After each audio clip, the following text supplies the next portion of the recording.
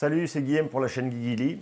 J'espère que vous allez bien. Donc aujourd'hui, je vais vous recommander 10 séries qui sont finies. C'est-à-dire, quand je les commence, c'est terminé. L'auteur a fini la série.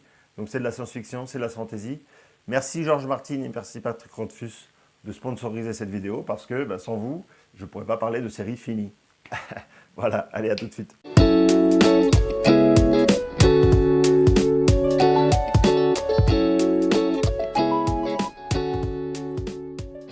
Donc, 10 séries que je vais vous recommander, des séries de science-fiction et de fantasy mélangées. Donc c'est parti. En numéro 10, c'est Les Maîtres Enlumineurs de Robert Jackson Bennett. Donc Les Maîtres Enlumineurs, c'est une série de fantasy très récente. Voilà, le dernier tome est sorti cette année.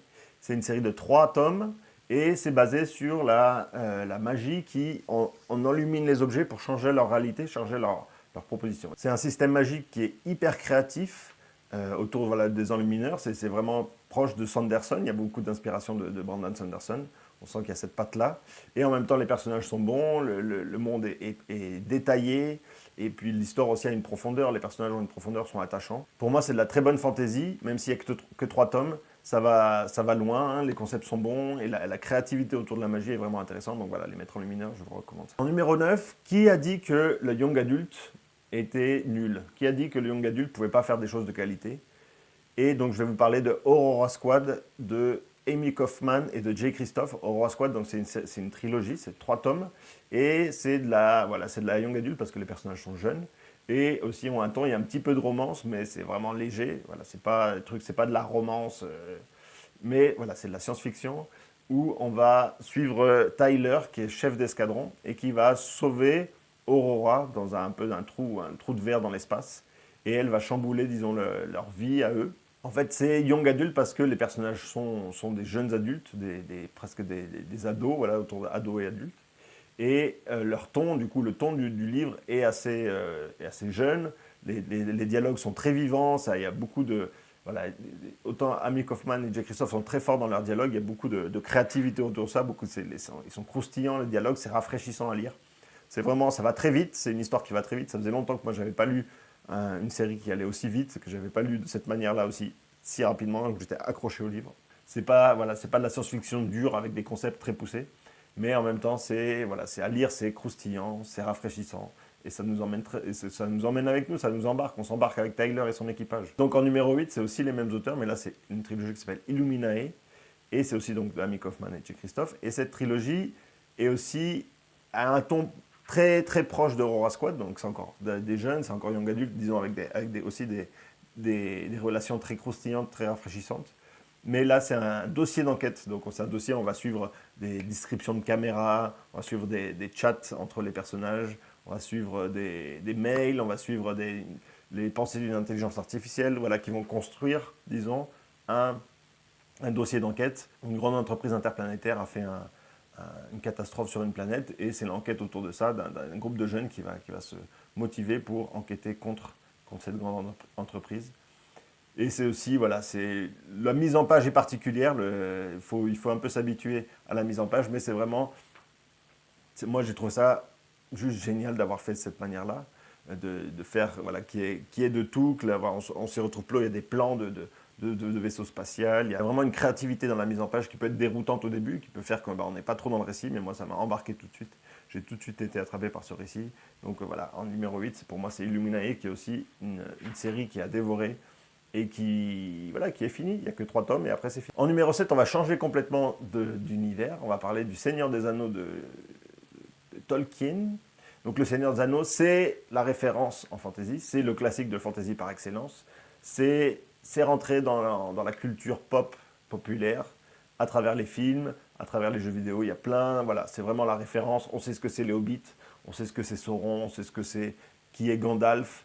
Vous ne passerez pas, voilà, il y a plein de choses qui sont rentrées dans la culture populaire, mais finalement, peu de gens ont lu Le Seigneur des Anneaux en lui-même, ont lu le livre, ont pris le temps de lire le livre, et pourtant c'est une œuvre magnifique qui n'a rien à envier avec les œuvres actuelles, qui est, finalement, c'est pas pour rien que cette série du Seigneur des Anneaux est dans la culture aujourd'hui, a eu cet impact. C'est vraiment le père de la fantasy, c'est vraiment lui qui a impacté des générations d'auteurs Voilà, combien d'œuvres ont été inspirées du Seigneur des Anneaux. Il faut prendre son temps avec cette série. Vous pouvez même commencer par Bilbon pour avoir un peu plus de profondeur, Bilbon le Hobbit, avant de lire le Seigneur des Anneaux, pour avoir un peu plus de profondeur dans les personnages. Et le premier, la communauté de l'anneau, commence très doucement. Il y a beaucoup de descriptions, ça prend son temps, la comté, voilà, et avec Tom Bombadil. Toute cette partie-là est très longue. On rentre beaucoup dans la culture, des chansons, des contes, qui sentent que ça alourdit un peu le récit, et c'est vrai d'une certaine manière, mais en même temps, ça fait partie de la culture de la Terre du Milieu, et ça donne une profondeur aussi au monde qui est décrit. Et après la rencontre avec Aragorn, et après ça s'enchaîne, et après ça devient vraiment épique. L'histoire en elle-même est magnifique, avec les deux tours, avec le retour du roi. Voilà, si vous avez vu les films, vous connaissez l'histoire, mais le livre est magnifique, et on se laisse embarquer là-dedans. Voilà. Même si après, quand je vais lire Frodo, ben, il va avoir la tête de l'acteur de Frodo, de Sam, c'est pareil, ou de Gollum. Mais en même temps, c'est des personnages qui font partie. Voilà, si vous n'avez pas lu Le Seigneur des Anneaux, c'est une série qui est finie. Il y a le début, il y a la fin. Et c'est une magnifique œuvre, donc je vous invite à le lire fortement. En numéro 6, on va changer encore de dimension, de genre aussi. On va partir en science-fiction avec une longue série de 9 tomes. Donc la série, c'est The Expanse de James A. Corey. The Expanse, j'en ai déjà parlé sur cette chaîne, mais c'est du space opéra. C'est, en même temps, on va suivre des personnages, l'équipage du Rocinante qui va se retrouver mêlé dans la grande histoire où le monde a colonisé le système solaire, et il se divise, enfin l'humanité se divise entre les terriens, les martiens et les ceinturiens qui habitent la ceinture, qui se disputent un peu le pouvoir dans le système solaire. Une nouvelle entité extraterrestre va venir chambouler tout ça, et nous on va suivre du coup l'équipage du Rocinante qui va se retrouver mêlé à tout ça. Et en fait c'est une épopée magnifique, fantastique. C'est du space opéra, c'est du voyage spatial, c'est de la relation avec une entité extraterrestre, c'est les relations humaines, c'est le choc des cultures entre les différents terriens, ceinturiens. Il y a toute une partie vraiment au travail autour de la culture qui est super intéressant. Et en même temps, les personnages sont attachants, les personnages sont bons, il y a des parties magnifiques, la fin de l'histoire est incroyable. Les derniers tomes sont juste géniaux, moi j'ai vraiment adoré les derniers tomes. Il y a une série aussi qui est sur Amazon, je crois, qui est bien. Enfin, les premiers tomes sont un peu cheapos, pas trop de bonne qualité, mais après, ils sont améliorés. Mais la série télévisée n'est pas finie, donc si vous voulez voir la fin aussi, faut lire les derniers tomes. Elle est assez proche, elle est assez fidèle, donc ça, c'est pas mal. Voilà, The Expanse, pour moi, c'était aussi une superbe lecture. Ça m'a pris plusieurs mois, j'étais plongé dedans, mais j'ai adoré. C'est quand même 9 tomes, mais en même temps, j'adore les longues séries aussi. Et donc là, j'étais plongé dedans, c'est facile à lire, c'est abordable. Et donc, c'est un plaisir de lire ce type de science-fiction-là. En numéro 5, c'est Fils des Brumes. Je ne pouvais pas faire une liste de séries, de recommandations, sans mettre une série de Brandon Sanderson. En même temps, il n'y en a pas beaucoup qui sont finis, mais Fils des Brumes, je l'ai pris comme étant fini, même si le dernier métal le métal perdu de Lost Metal n'est pas encore traduit en français, je crois. J'ai pas trouvé de date de sortie, mais bon, est sorti en anglais, donc la série est finie. Donc ça, c'est d'abord, il y a la trilogie de Vin et Kelsier avec les 3 premiers tomes, et après, il y a une quadrologie, je ne sais pas comment on appelle ça, enfin, les 4 tomes de Wax et Wayne, plus Western Fantasy, mais qui continuent avec le Lost Metal, qui est le dernier tome. Donc là, pour moi, c'est aussi une série de fantasy à découvrir. C'est le meilleur système magique de fantasy, point à la barre. C'est vraiment le meilleur système de magie. C'est vraiment incroyable, cette créativité qu'il y a autour de ça. Et puis après, ce qu'en font les personnages, c'est juste, waouh, c'est juste génial.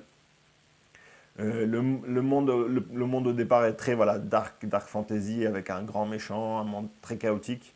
Et après, la deuxième série, c'est plus les personnages qui sont cocasses, et aussi le monde qui est plus dans le western, voilà, toujours avec ce même système magique aussi, mais le monde est beaucoup plus western fantasy. Et c'est une série magnifique. C'est vraiment, si vous n'avez jamais lu du Sanderson, je vous invite à lire cette série, si ça ne vous rebute pas de lire une longue série. C'est vraiment, là, vous allez découvrir le style de Sanderson, avec des fins magnifiques, avec des retournements de situation, avec une profondeur de l'histoire, avec des dimensions qui sont mêlées dedans. Au début, on croit que c'est une histoire assez simple, mais ça prend une profondeur, une tournure incroyable. Et puis c'est dans le Cosmère, ça nous apprend plein de choses sur le Cosmère aussi. Donc voilà, je vous invite 100% à lire Le Fils des Brumes, la première et la deuxième, quand on l'aura en français bien sûr. En numéro 4, c'est une série que si vous avez un an et demi devant vous de libre, eh ben, je vous invite à commencer, c'est Malazan de Steven Erikson. Moi j'ai lu que les 3 premiers tomes, mais bon, je peux vous en parler un petit peu. Pour l'instant j'ai fait une pause dans la série parce que j'en avais un peu plein la tête, parce que c'est une série hyper dense, disons. Voilà, c'est très dense. C'est très Voilà, il faut presque de la concentration pour lire ce livre, parce que c'est dense. Voilà. Il y a beaucoup d'informations, beaucoup de choses qui se passent, beaucoup de personnages, beaucoup de mondes magiques, beaucoup de continents, beaucoup de types de magie, beaucoup de personnages puissants qui sont là. Il y a des dieux, il y a des demi-dieux, il y a des personnages tout pourris, mais on parle beaucoup, enfin pas tout pourris, mais insignifiants, où on prend beaucoup de place pour les présenter aussi. Donc souvent c'est des personnages qui sont très peu puissants, mais qui ont beaucoup d'importance dans le récit. Il y a des dimensions, il y a des couches qu'on comprend peu à peu. Voilà, c'est une série aussi énorme, elle fait plus d'1 million de mots. Voilà, il y a 10 tomes, tout est traduit en français. Il y a aussi, voilà, c'est 10 tomes de 1000 pages chacun, chaque tome à peu près. Donc voilà, il faut vraiment faut avoir envie d'une longue série bien dense. Il y a aussi Yann Esselmond qui a fait de ses livres aussi dans le monde de Malazan, parce qu'il faut savoir que les deux auteurs au départ ont créé un monde de jeux de rôle, et après ont décidé d'écrire le livre autour de ça, d'écrire une histoire. Et donc, ben, Steven Erikson a écrit le livre des martyrs, et Yann Esselmond a écrit plusieurs livres dans ce monde-là, donc il y a des personnages qui se recoupent entre les deux, et voilà, qui peuvent apporter un plus.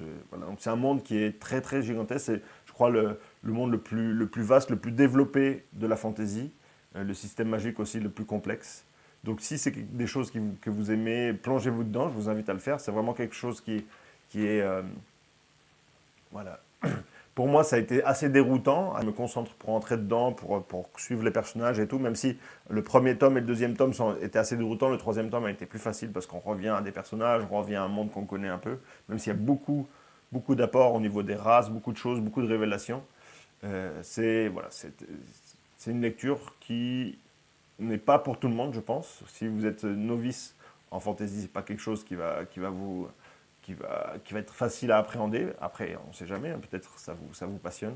Mais voilà, il faut connaître Malazan, il faut lire Malazan si vous êtes fan de fantasy, parce que c'est devenu une référence, et c'est pas pour rien. Et les gens qui ont lu Malazan, en général, c'est dans leurs meilleurs livres, donc voilà.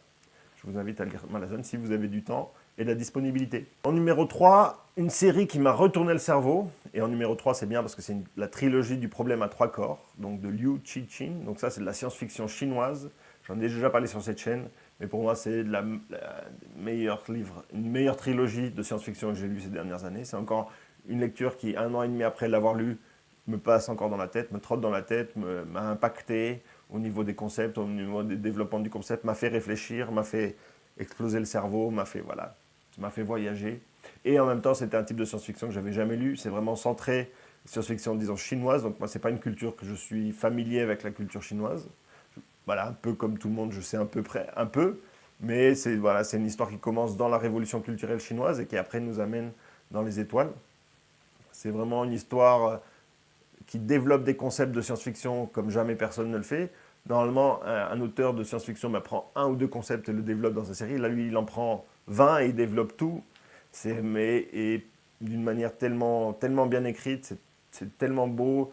Et encore une fois, c'est une histoire avec des personnages qui, selon moi, sont froids. En fait, ils viennent de la culture, voilà, c'est une culture chinoise qui n'a pas l'habitude d'exprimer ses sentiments, qui a des relations très cordiales, mais très froides. Donc c'est une manière aussi de relation des gens que pour moi était un peu bizarre. Mais en même temps, j'ai adoré les personnages, j'ai adoré le traitement voilà, des sujets, de jusqu'où est allé l'auteur.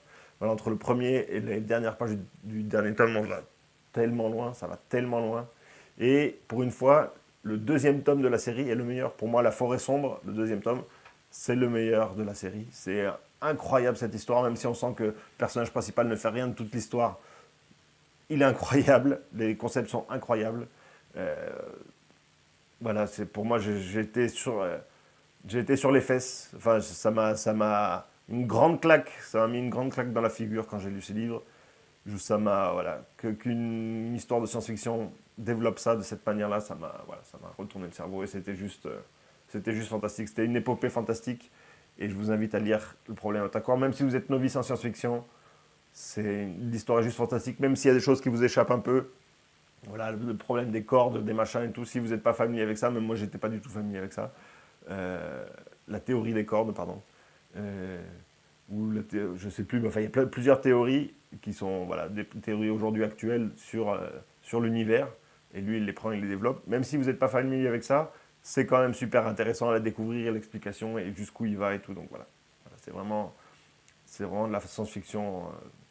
Voilà, là, ça développe les concepts. Là, c'est de la vraie science-fiction. Beaucoup parlent de hard SF. Pour moi, c'est peut-être de la hard SF, mais c'était quand même abordable. Voilà. Je n'ai pas besoin d'être un lecteur, un lecteur initié à la science-fiction depuis des années pour aimer ce récit. Donc voilà. Donc, voilà, j'espère que ça ne vous rebute pas. C'est de la hard SF, mais en tout cas, voilà, ce livre, cette série est juste fantastique. Et si des années après, j'en parle encore, ça veut dire que ça m'a marqué, quoi. En numéro 2, c'est L'Assassin Royal de Robin Hobb. Donc comment ne pas parler de L'Assassin Royal si on parle d'une série finie, une longue série finie. Là c'est pareil, si vous avez plusieurs mois devant vous pour lire une série, et ben L'Assassin Royal est fait pour vous. Donc là c'est, en anglais c'est farcir. En français il faut faire attention parce que L'Assassin Royal en fait c'est le nom de la première série. Mais c'est aussi toute la série. Donc on parle de la première partie de l'Assassin Royal, les premiers tomes, les Aventuriers de la mer, la deuxième partie de l'Assassin Royal, la Cité des Anciens, et à la fin, le Fou et l'Assassin. Donc ça fait une série de 12, 16 ou 20 tomes, je ne sais plus exactement. Et donc cette série se trouve dans le même monde. Au départ, on va suivre Fitz Chevalery, qui est un bâtard royal, et qui va se retrouver recruté par l'assassin du roi pour devenir apprenti assassin. Donc on va suivre son histoire, on va suivre aussi la magie qui règne dans ce monde-là, qui est l'art et le vif, si mes souvenirs sont bons. Et donc du coup, on va suivre lui son aventure. Là, c'est de la fantaisie qui va doucement, qui prend son temps des relations humaines, qui prend son temps de décrire le monde, qui prend son temps de... Voilà, c'est 16 tomes ou plus, donc ça s'étire un peu, des fois il y a des longueurs, mais en même temps, voilà, on s'attache au personnage. Fitz Chevalery est un des meilleurs personnages de fantasy pour moi. Les Aventuriers de la mer donnent encore plus de relief au monde des Siluchés. C'est une autre partie du globe, c'est d'autres personnages, mais en même temps, ça donne du relief encore au système magique, à la magie qui habite ce lieu. La Cité des Anciens va encore plus loin, on comprend encore plus de choses dans d'où viennent ces mystérieux anciens. Et Le Fou et l'Assassin conclut la série, même si c'est la seule que j'ai pas lue, mais j'espère la lire un jour. Voilà, en tout cas, Robin Hobb, c'est pas pour rien qu'elle est surnommée la reine de la fantasy. C'est une œuvre magistrale. Voilà, aujourd'hui, c'est rentré comme classique, même si c'est pas classique, c'est la fin des années 90, début des années 2000, donc c'est pas si vieux que ça. Mais c'est vraiment rentré en étant classique, c'est une série classique. Donc si vous ne l'avez pas lu, L'Assassin Royal, je vous invite à lire. C'est de la fantaisie qui va doucement, c'est de la fantaisie un peu cosy parce que il n'y a pas trop d'action, c'est vraiment pas basé sur l'action, même s'il y a des moments assez épiques. C'est vraiment basé sur les relations des personnages et le développement des personnages. Donc voilà, et l'émotion qu'on peut vivre à travers de ça. Je vous invite à lire L'Assassin Royal. Voilà. C'est une recommandation, c'est une vidéo de recommandation, donc je vous invite à le lire. C'est vraiment magique à lire, et puis vous êtes plongé dedans pendant des mois, donc ça c'est génial aussi. En numéro 1, c'est pour moi la meilleure série finie actuellement. C'est donc du coup la première loi de Joe Abercrombie, le monde de la première loi de Joe Abercrombie. Donc c'est la première loi, c'est les 3 tomes, la Terre de sang, les 3 tomes, et l'âge de la folie, les 3 tomes. Donc la première loi, donc c'est 1, 2, 3, c'est facile, mais les terres de sang, il faut bien les lire dans l'ordre. Je crois que c'est Servir froid, Les héros et Pays rouge, et après les 3 tomes de l'âge de la folie. C'est important de le lire dans cet ordre-là, parce que même si vous dites « Ah, je vais commencer par Joe Abercrombie, je vais lire, allez, Pays rouge », vous pouvez lire l'histoire en elle-même, mais en fait, il y a plein de personnages qui vont être là, que vous n'allez pas comprendre les relations qu'ils ont avec les autres, il y a peut-être plein de références que vous n'allez pas saisir. Ils vont se retrouver après dans 2 tomes après, et les personnages qui sont là, et vous n'allez pas comprendre, vous allez avoir oublié, etc. Donc pour moi, c'est vraiment important de lire les 3 premiers tomes de la première loi, les 3 tomes dans l'ordre de la Terre de sang, et les 3 tomes de l'âge de la folie. C'est de la grimdark à son apogée, c'est des personnages hauts en couleur, qu'on aime et qu'on déteste en même temps. C'est des personnages qui font des choses horribles, qui ont tous leurs gros défauts bien mis en évidence, et qui se rentrent dedans les uns les autres dans leurs relations. C'est des dialogues croustillants, c'est de la grim dark, mais en même temps hilarante à certains moments. C'est un peuple barbare qui est juste génial. Comment ne pas aimer tous ces barbares?